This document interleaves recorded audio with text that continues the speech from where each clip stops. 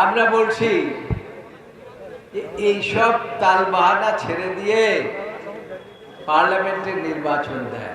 এখন আমরা বলি নির্বাচনের কথা, তারা মাগুর মাছের মতো উল্টা দিয়ে বলে অন্য কথা।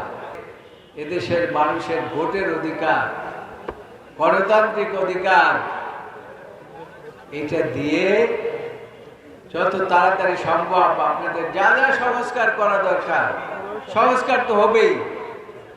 তো এটা নির্বাচিত সরকার যা রেখে যাবেন সেটা তারা করবে, কিন্তু দয়া করে একটা নির্বাচন দেয়। কিন্তু সেটা না দিয়ে আপনারা কয়েকদিন পর্যন্ত দেখেছেন যে একটা তাল বাহানা শুরু করেছে কি, যে হ্যাঁ নির্বাচন তো আমরা দেব, ওই পার্লামেন্টের আগে ইউনিয়ন পরিষদের নির্বাচনটা। আমরা বলছি এই সব তাল বাহানা ছেড়ে দিয়ে পার্লামেন্টের নির্বাচন দেয়।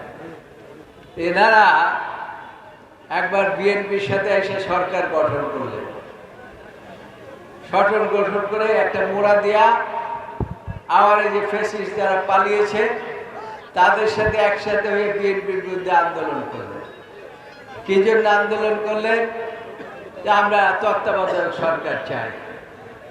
আচ্ছা ঠিক আছে, বেগম খালেদা জিয়া গণতন্ত্রে বিশ্বাস করে, তত্ত্বাবধায়ক সরকার দিলেন।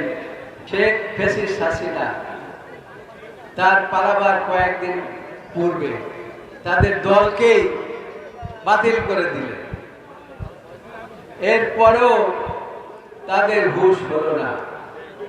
এখন আমরা বলি নির্বাচনের কথা, তারা মাগুর মাছের মতো উল্টা দিয়ে বলে অন্য কথা।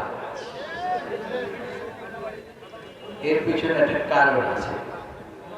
তাদের কাজই হচ্ছে যে বাংলাদেশের বিরুদ্ধে ষড়যন্ত্র করা। এই ষড়যন্ত্র থেকে আমি আজকে এই জালকাঠির বসে, এই হেডাবেলার দেশের বসে আমি আজকে বলতে চাই, এই সমস্ত এই ষড়যন্ত্র বন্ধ করে।